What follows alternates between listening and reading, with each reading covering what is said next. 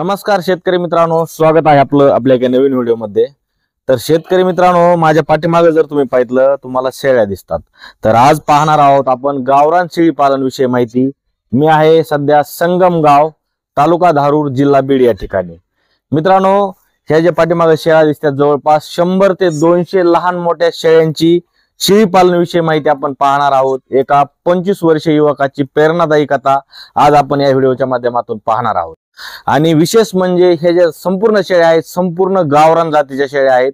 एकदम छोटेखानी सुरुवात केली होती आणि 25 वर्षीय युवकांनी केलेली ही सुरुवात नक्कीच तुमच्यासाठी एक प्रेरणादायी व्हिडिओ असणार आहे। त्यासाठी तुम्ही मित्रांनो व्हिडिओ शेवटपर्यंत पहा आणि हा व्हिडिओ आवडल्यास जास्तीत जास्त आपल्या ज्यांना शेळी पालन करायचं त्या मित्रांपर्यंत शेअर करा। तर पाहूया सविस्तर माहिती, चला। नमस्कार सर। नमस्कार। प्रथमतः स्वागत आहे आपलं आपल्या चॅनल वरती। तर आपला पूर्ण परिचय सांगा प्रेक्षकांना, तुमचं नाव सांगा पूर्ण। माझं नाव गोविंद संतराम पांढरे, राहणार संगम, तालुका धारूर, जिल्हा बीड। बर, तर आपल्याकडे जे शेळ्या आहेत लहान मोठ्या शेळ्यांची संख्या किती आहे सरासरी एक अंदाजे? लहान मोठ्या शेळ्याची संख्या 200 आहे। 200? हा। बर, आता आपण जर बघितलं महाराष्ट्रामध्ये भरपूर असे शेळी पालन आहेत, तुम्ही व्हिडिओ मध्ये बघितले असतील किंवा माहिती असेल किंवा इतर व्यवसाय आहेत। तर ही सुरुवात कशी झाली तुमची व्यवसायाची, काय सांगता? सुरुवातीला आम्ही एक सध्या घरी एक शेळी आणली होती, मग त्याच्यात आम्हाला थोडा फायदा दिसला म्हणून नंतर आम्ही 20 केल्या। 20 नंतर पुन्हा मग वाढीत 60 शेळ्या केल्या, 60 पासून पुन्हा टॉप केलं 60। बर, आता एक महत्वाचा प्रश्न, तुझं भाई शिक्षण काय झालेलं? माझं 12वी। 12वी? बर, 12वी शिक्षण झाल्याच्या नंतर तुला वाटलं नाही का आपण एखादी नोकरी करावा किंवा पुणे मुंबईला जाऊन जॉब करावा कंपनीमध्ये? शेळी पालन का बरं निवडलं आपण?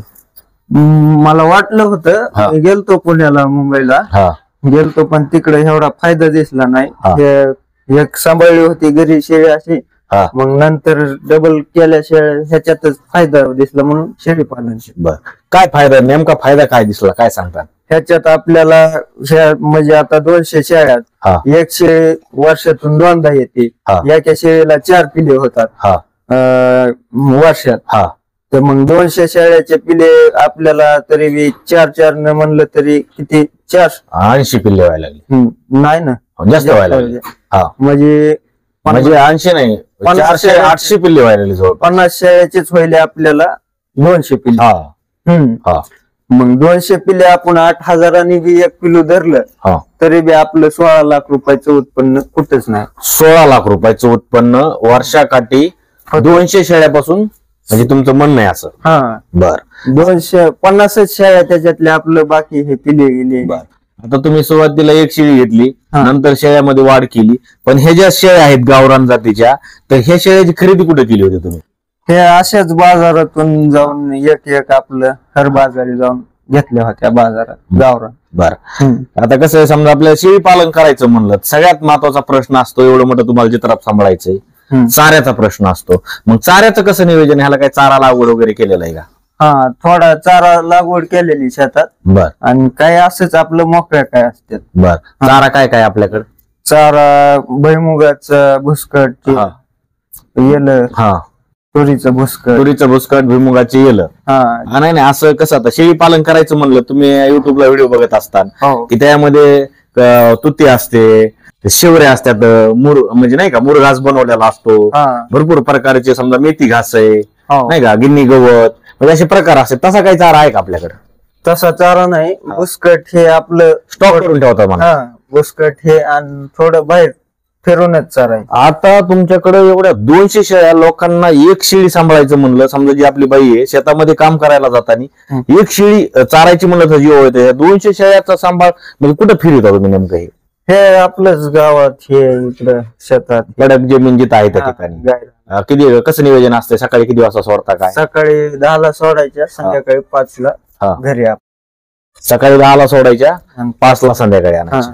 बरं, अजून एक महत्वाचं, तुमच्याकडे आता ही शेड आहे, आता ही शेडची उभारणी कशी केली? आता एवढ्या मोठ्या शेळ्या तुमच्याकडे आहेत, समजा शेडची उभारणी, जागा किती, काय सांगतात एक अंदाजे?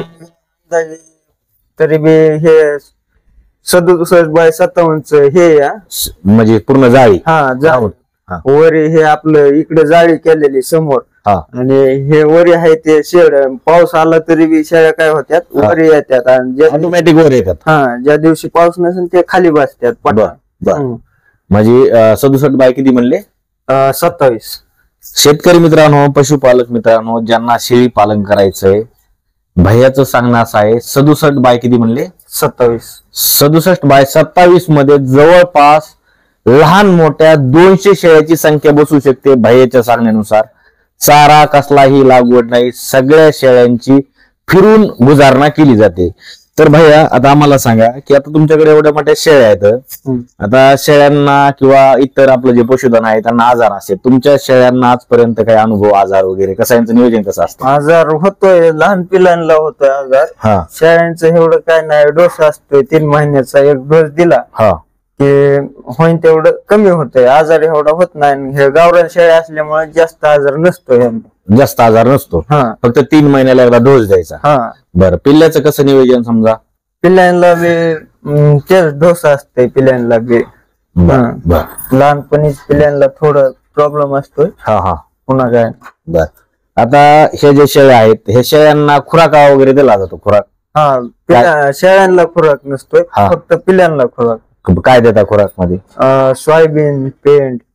सोयाबीन पेंट? कुठली पेंट दिली जाते आपली? खपरी पेंट. खपरी पेंट. आणि मकामध्ये म्हणजे भाडा करून दिली जाते का अशीच? भाडा करून. त्याचं टायमिंग वगैरे कसं, प्रमाण काय? टायमिंग त्याचं म्हणजे सकाळून एकदा ठेवायची शेळ्या सोडायच्या आधी पिल्यांना, आणि पुन्हा मग दुपारून एकदा, बस 2 टाइम. बर बर. आता कसं, आता एवढं मोठं शेळी पालन करायचं म्हणलं रिस्क आहे, भरपूर अशी रिस्क आहे. आता तुम्ही एवढ्या मोठ्या शेळ्या घेऊन फिरता, शेळ्या लोकांच्या शेतामध्ये म्हणा किंवा जिथं मोकळी जागा आहे पडीक त्या ठिकाणी तुम्ही चारता, तुमचं एवढं मोठं फार्म आहे. आता यामधून जे तुमचे मेन उत्पन्न असतं, जे भांडवलाचा स्रोत असतो, ज्यासाठी आपण हे शेळी पालन करतो, जे की तुमचं पिल्ले म्हणा, समजा कळलं, पाट आसन, बोकड आसन, हे विक्री व्यवस्थापन कसं असतं आपलं? विक्री व्यवस्थापन आपल्याला जाग्यावर गिरायक येते, काही कार्यक्रमाला गिरायक, काही असे हे आपलं खटक हे. बरं, काय एक सरासरी मिनिमम किती किमतीला बकर पाट जाते तुमची? मिनिमम 8-9 हजाराला तर जातेच. बर, 8-9 हजाराला. किती महिन्याला विक्री होती त्या 8-9 हजाराचं? 4 महिन्याला विक्री येत. दर 4 महिन्याला तुम्ही विक्री करता? आणि समजा एखादा असं आहे का तुमच्याकडे, आता एवढ्या मोठ्या शेळ्यात, आता तुम्ही रस्त्याला चारत असताना म्हणा किंवा लोकांना माहिती असते व्हिडिओच्या माध्यमातून किंवा गावात भरपूर जणाला पाहुण्याला त्यांना माहित असते, आता काही लोकांना तुमच्या शेळ्या घ्यायच्यात, तर शेळ्या तुम्ही असं विक्री करतात का? नाही, आम्ही शेळ्या विक्री करीत नाही. जे केलेल्या का त्याच्यातले एक बी नाही, फक्त ते त्यांचे पिल्ले हे आहेत का तेवढेच. फक्त निघणारे समजा पिल्ले तयार होणारे, आणि जे तुमच्या शेळ्या आहेत ते शेळ्या जशाला तशा? जशाल तशा. बरं, किती वर्ष झाले आता आपलं शेळी पालन होऊन? त्याला 3 वर्ष झाले. 3 वर्ष. एक शेळी पासून 60 आणि 60 पासून 200चा प्रवास तुमचा. बर. आता ज्यांना शेळी पालन करायचं बाबा, नवीन तरुण आहेत किंवा एखादे व्यावसायिक आहेत, शेतकरी, तर ह्यामध्ये भरपूर पैसा आहे. सध्या मटन विक्री जोरात चालू आहे हॉटेलवरती, त्याच्यावरती शेळ्यांना बोकडांना किंमत आलेली आहे. तर त्यासाठी बरेच जण शेळी पालन करण्याच्या तयारीमध्ये आहेत. त्यांच्यासाठी काय सांगता आणि कशा पद्धतीने शेळी पालन करायला पाहिजे? सुरुवात कितीपासून करायला पाहिजे? सुरुवात आपण 20 पासून किंवा 10 पासून करायला पाहिजे, म्हणजे आपल्याला अंदाज लागतोय मोठं हे कसं आहे. पहिल्यांदा जास्त केलं की आपल्याला हे होतंय, जरा प्रॉब्लेम येतोय. कमी पासून सुरुवात करायची, पुन्हा वाढवत चालायची. कमी पासून सुरुवात करायची, परत वाढीत. बरं, आता अजून एक महत्वाचा प्रश्न, खरंच बरं हे परवडत आहे का बरं एवढा मोठा 200 शेळ्या? काय कसं आहे नेमकं हे? परवडत करणार काय? कसं परवडत आहे नेमकं सांगा बरं. आता आपण सरासरी बघा, हे 50 शेळ्याचेच आपले किती, एक शेळी वर्षातून 2दा येते. एक शेळी एका टायमाला 2 पिल्ले देते, तर वर्षाला तिचे 4 पिल्ले होईल. मग आपल्या 50 शेळ्याचे पिल्ले किती होईल? 4-4 न 50 शेळ्याचे 200 पिल्ले होईल.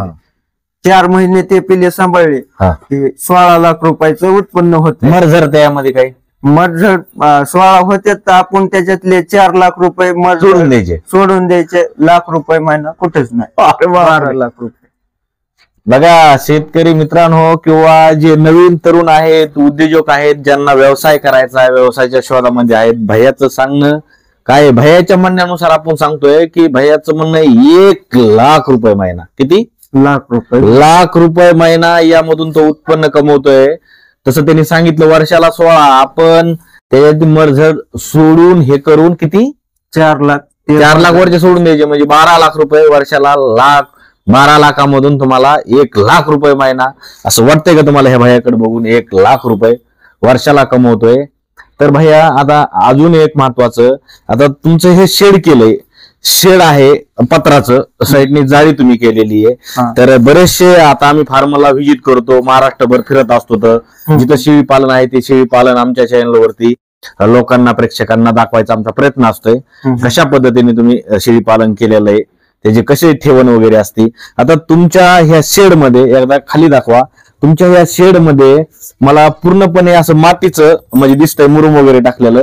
इथं काही सिमेंट वगैरे नाही टाकलं, ह्याचं काय कारण आहे बरं? काय रिझन आहे याचं? सिमेंट इथं जर सिमेंट मारलं असतं तर शेळी जर आता मुतली घेतली तर ते लोंडा काय होतंय दुसऱ्या शेळी खाली जातोय. मातीचं कसं आहे जाग्यावर ते मुरत आहे, जास्त वल होत नाही, मग शेळ्यांना जास्त त्रास होत नाही. आणि उन्हाळ्यात बी गच्ची गरम होतीये, मग गरम झाल्यावर ही माती गरम होत नाही, गच्ची नाही जास्त, मग ते गरम झाली की उष्णता हे तापी हे आजार वाढते. त्याच्यापेक्षा माती भारी आहे.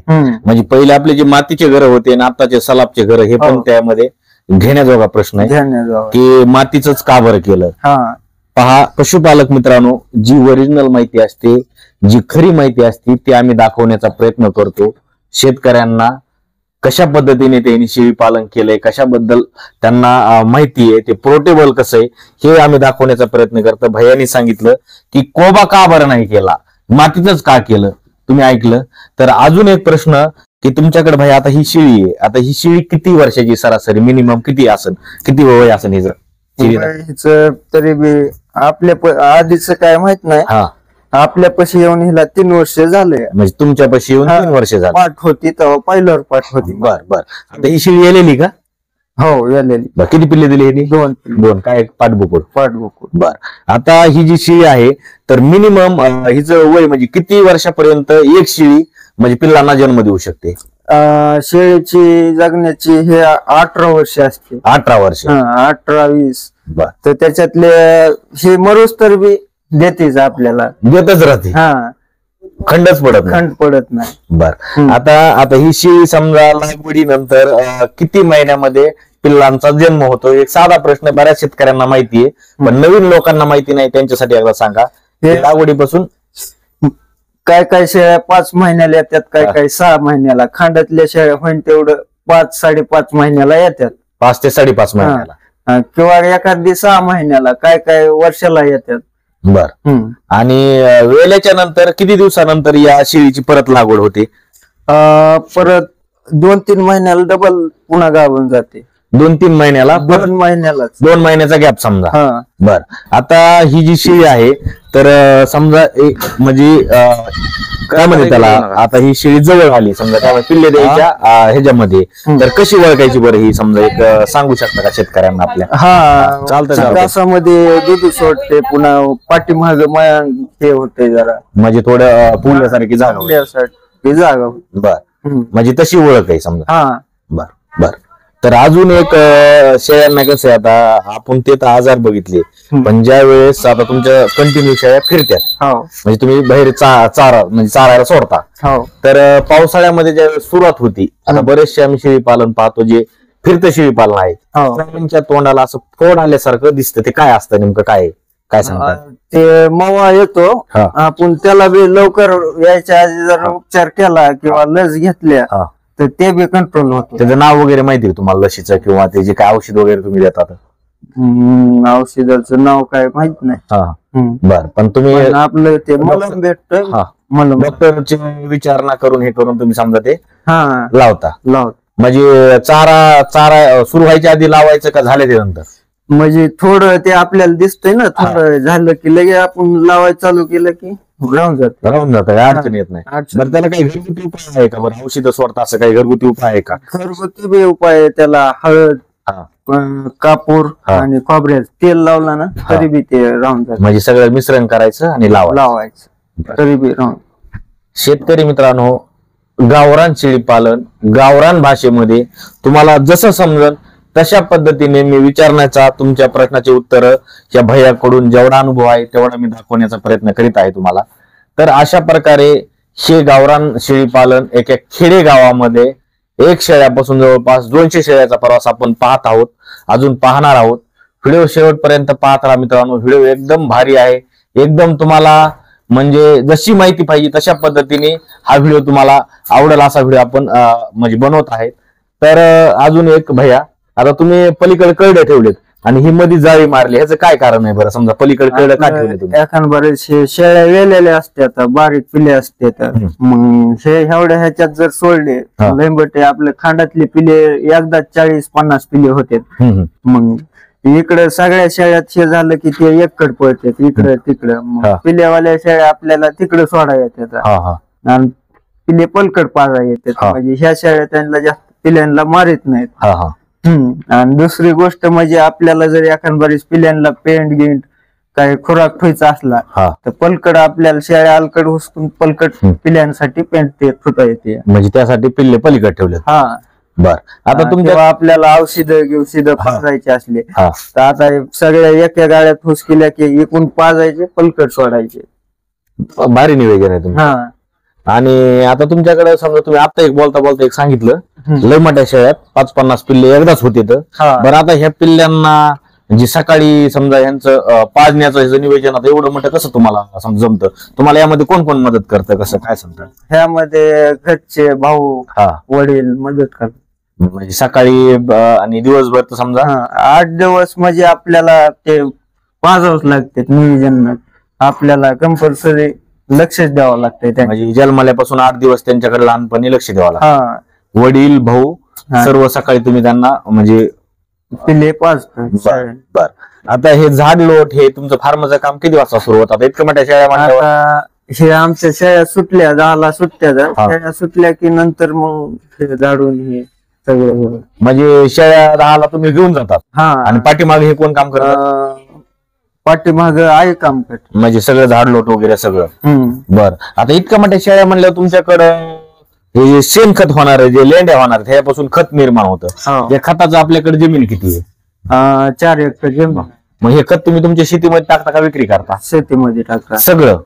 बरं, एखाद्याला विकत पाहिजे म्हणलं तर विकत म्हणजे गेला पण विकला नाही आम्ही. घरच्या शेतासाठी उपयोग होतो. घरच्या शेतासाठी. बर, आता शेळ्यावर आजार तर भरपूर आहे. काही ठिकाणी काय होतं, शेळी पालन परवडत नाही असं शेतकरी सांगतात. भले मोठे शेड करतात आणि म्हणतात की शेळ्या समजा काही लोकांच्या शेळ्या मरतात. पिल्ल गाबडण्याचं प्रमाण, आता पिल्ल गाबडणं हे कशामुळे होतं काय सांगतात? शेळीला जर पाणी हे शेळ्यांना जर कमी प्रमाणात पाणी केली हे एखादबारीस तापीनं हे होते. ताप अंगात आपल्याला एखादबारीस मेळ लागत नाही ताप आलेली. ते लक्ष द्यावं लागतं आपल्याला. ताप जी आली की मग ते लवकर उपचार केला की होत नाही. होईल तेवढं म्हणजे लवकर उपचार जर केला तर होत नाही, नाही केला तर समजा गाबडण्याचं प्रमाण होऊ शकतं. बर, आता आपल्याकडं एवढ्या मोठ्या शेळ्यात 200 शेळ्या, तर आपल्याकडे जे ब्रीडिंगसाठी म्हणजे लागवडीसाठी असणाऱ्या बकऱ्याची म्हणजे जे बोकड असतं ते बोकड कोणतं आहे आपल्याकडे? गावरानच आहे. गावरानच. किती बकरी आहेत आपल्याकडे एवढ्या मोठ्या शेळ्यामध्ये? 2 होते, आता एक काढला, एकच आहे आता सध्या एकच आहे. मग आता एवढ्या मोठ्या शेळ्यामध्ये सरासरी किती बकरी ठेवायला पाहिजे मग आपण? एवढ्या शेळ्यामध्ये 2 बकरे पाहिजे. 2 बकरे बस होते एवढ्या शेळ्यामध्ये? हो. बर, आता बोकड तुमच्या घरचाच आहे का तुम्ही बाहेरून विक्री वगैरे? बाहेरून आणलेला. बाहेरून आणलेला. बरं, गावरान बोकड जे की वर्षाच्या पुढचं एक मिनिमम त्याची किंमत किती म्हणजे कितीला विकतो ते सांगा? वर्षाचा पुढचा तरी बी 20-22-25 पर्यंत जातो गावरान. हो. बर, आता तुम्ही एवढ्या मोठ्या शेळ्या केल्या, तुम्हाला कधी नाही वाटलं का बरं आपण इतर जात जसं की बिटल आसन, समजा तोतापुरी आहे, उस्मानाबादी आहे, शिरोई आहे, भरपूर अशा शेळींच्या जातीत तुम्हाला का बरं वाटलं नाही की आपण दुसरी जात करावी? हीच जात तुम्ही निवडली. ही जात अशी की ह्याला म्हणजे आता दुखणं हे सहन होत होणारे, त्या जातीला काय जास्त सहन होत नाही. गावरान जातीला दुखणं हे सहन होते. बरं, त्याची किंमत जास्त होती. मग ते किंमत सांभाळून त्याची किंमत जास्त होती, पण त्याला किंमत जास्त होती, पण त्याला गिरायक कसं आहे, पाळणारा एखादा 100 मधून 10% पाळणार आहेत. ह्याला कसं आहे, त्याला पाळणारे बीत, खाणारे बीत, कापणारे सगळे, म्हणजे कधी एनी टाइम तुम्हाला हे कावा बी जात, त्याला फक्त पाळणाराच गिरायक. बर. आता तुम्ही 3 वर्षामध्ये असा अनुभव आहे का तुमचा, असा जास्त प्रमाणामध्ये मर झाली, हे लॉस वगैरे काय सांगता? लॉस आता टाकतो आपला लॉस एवढा नाही, तरी बी वर्षातून 4-5 पिले जातात. पिल्लच फक्त, शेळीला काही प्रॉब्लेम नाही? प्रॉब्लेम नाही, आता टाकतो एक बी शेळी. बर. अलीकडे थोडं अजून एक महत्वाचा प्रश्न आहे, जो की प्रत्येक शेतकऱ्यांना, शेळी पालकांना भेडसावत आहे, म्हणजे त्यापासून त्रास होतो शेळी जे शेळ्या पालन करते त्या लोकांसाठी, जो की शेळ्यांच्या कानाला गोचडं होणे, अंगावरती पिसा होणं, त्यासाठी काय सांगतात, काय करतात? त्यासाठी साबण भेटते एक आपल्याला मेडिकलवर 100 किंवा 120 रुपयाला. ते साबण लावायची, फेस ते करायचा, ते एक दिवस तशीच राहून द्यायची, म्हणजे अंगावरच ठेवायचं, अंगावर. ते चाटलं वगैरे काही प्रॉब्लेम नाही? प्रॉब्लेम. बर. त्यांनी काय होतं? त्याने गोचड किंवा पिसा हे सगळं मरून जाते किंवा बाजूला पडतात. किती दिवसातून करायचं ते तरी बी 1 महिन्याला असं तसं करायचं, जसं होईल त्यानुसार. पण महिन्याला एकदा आपण करायला पाहिजे. महिन्याला 2 महिन्याला करायला पाहिजे. बरं. आता आपल्या ह्या 200 शेळ्या, ह्या 200 शेळ्यांना प्रत्येक शेळींना साबणीने वगैरे धुतलेलं आहे का तुमच्या? हो, प्रत्येक शेळी. तर शेतकरी मित्रांनो, तुम्ही तर या इथं बघा, एकदा जवळून दाखवा. इथं जर तुम्ही बघितलं, शेळीच्या कानाला कुठल्याही तुम्हाला गोचिड वगैरे दिसत नाहीये. शेळीचं हे बघा मित्रांनो, कुठंही गोचिड दिसत नाही, एवढं मोठं खांड आहे. तुम्ही जर बघितलं, ह्या शेळीला आपण बघूया आहे का कसं. ह्याला पण बघा मित्रांनो, हे बघा, इथं कुठं असं गोचिड वगैरे काही दिसत नाही, कुठं पिसा वगैरे दिसत नाही. तर त्यांनी सांगितलं की महिन्याला त्याला साबणीने वगैरे धुणं. बरं, औषध वगैरे आहे का असं काही, एखादी पावडर काही?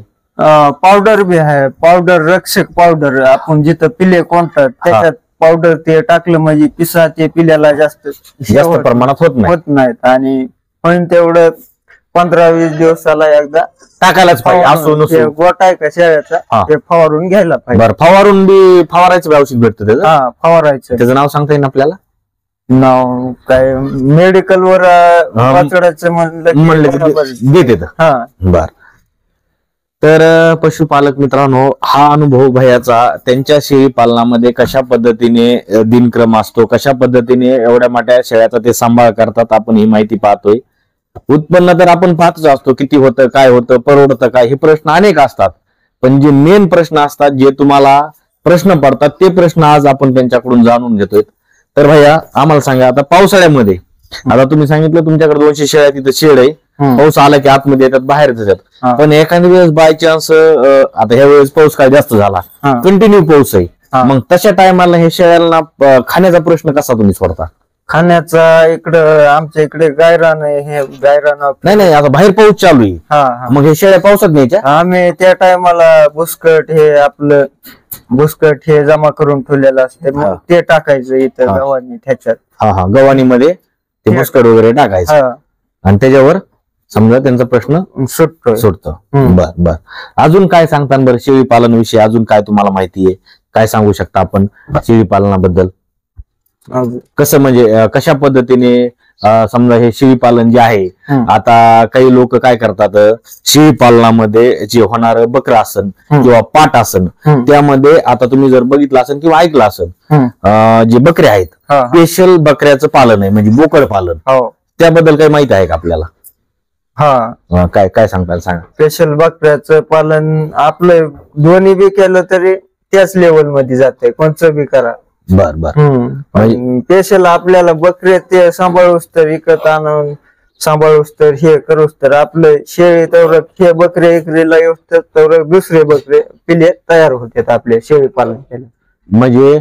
शेळी पालन मधले बकरे चांगलेत, स्पेशल बकरे केल्याच्या नंतर ते आपल्याला एकच उत्पन्न भेटतंय ना, ते सांभाळूस तर आपल्याला ते सांभाळत बसावं लागत इकरीला येऊस तर, तेवढं आपल्याला दुसरं काही उत्पन्न नाही, पुन्हा मग दुसरे विकत आणावं लागते, परत आणायचे, परत सांभाळायचे. तसं करूस तर आपल्याला ह्या शेळ्यांचे बकरे पिले इकरीला येऊस तर तेवढं दुसरा लॉट येत आहे वापस. हा हा मग त्यासाठी शेळी पालन फायद्याचं. पहा मित्रांनो, हा प्रश्न खूप महत्वाचा आहे.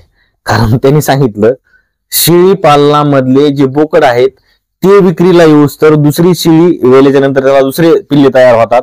म्हणजे हा दिनक्रम चालूच असतो. स्पेशल बोकड पालन त्याच्या दृष्टीने फायद्याचं नाही. तुम्ही जर शेळी पालन केलं कशा पद्धतीने फायद्याचं त्याने सांगितलं.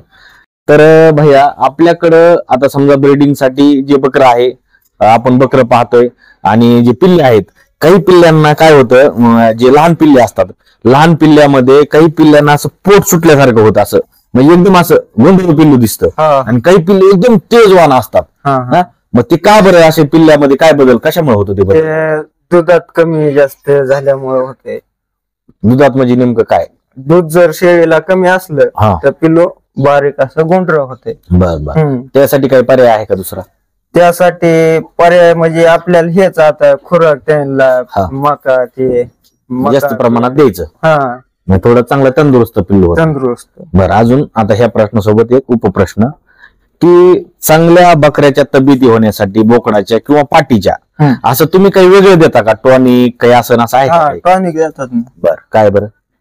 तेव्हा काय ते हे लिओ नावाचं बॉटल आण, ते बॉटल्यांवर आपण पाहूया की त्यांच्याकडे ज्या ह्या म्हणजे शेळ्यामध्ये होणार उत्पन्न त्यांची पिल्ले असते म्हणजे छोटे मोठे लहान पिल्लांना लहानपणी जरा संडास लागते, अन्न पचन व्हायला थोडा त्रास होतो. त्यासाठी लिओ झेड म्हणून हे टॉनिक नाही बरं औषध तंत्र हे संडास आपल्या पिल्याची कमी होते म्हणजे होत नाही त्यांना.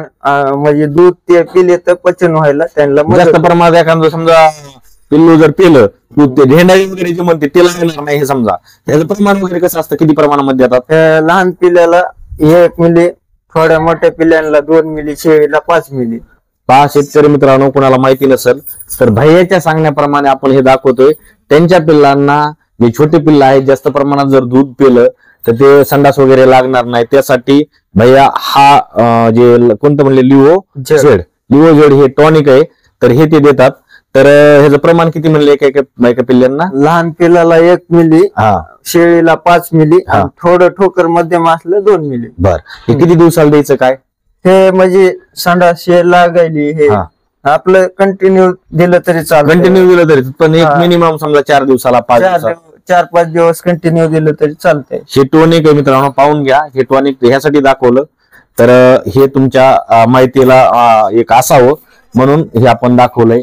तर भैया आता आपल्याकडे हे शेळ्यात आता काय होतं, काही शेळ्यांना बरेच शेतकरी सांगतात, आम्ही वेगवेगळ्या फार्मवरती जातो, फार्मचा आम्हाला अनुभव असतो, शेळी पालक आम्हाला सांगत असतात की शेळ्यांना शिवरीचा पाला दिला समजा पिल्ल्यांना तर ढेंडळी लागते. हे खरंय का? समजा कवळा जर शेवरीचा पाला दिला तर ढेंडळी लागते. बरं, पिल्लांसाठी कुठलं खाद्य योग्य? बरं, किती दिवसाला द्यायला पाहिजे? काय खाद्य पिल्लांसाठी?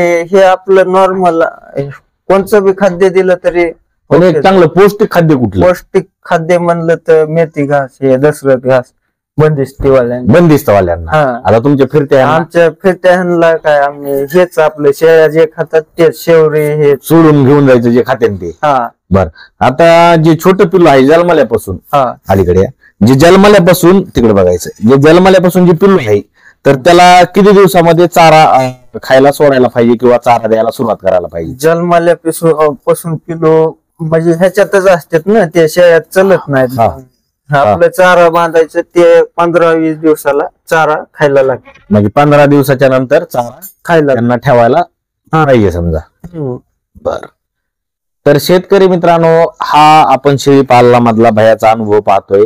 कशा प्रकारे पिल्लांचं संगोपन केलं पाहिजे, शेळ्यांचं संगोपन केलं पाहिजे. अजून काही प्रश्न आहेत ते आपण त्यांना विचारूया. तर भैया, तर आपल्याकडं समजा आता जे शेळ्या आहेत, शेळ्यांना काय होतं, शेळ्यांना बरेच आजार आहेत. प्रत्येक शेळ्यांना काही, आता गावरांना तुम्ही सांगितले की आजार कमीत, पण बाय चान्स एखाद्या शेळीला रवंत करणे बंद झालं, पोट फुगलं, त्यासाठी काय उपचार आहे तुम्हाला माहिती असले तर सांगा एकदा. जर शेळी रोध करीत नसेल तर त्याच्यासाठी बी आपल्याला मेडिकल वर, आता आपण युट्यूब वर कुठं बी बघितलं तरी औषधं मिळतात. मेडिकल वर विचारलं किंवा डॉक्टरला हे केलं सांगते ते.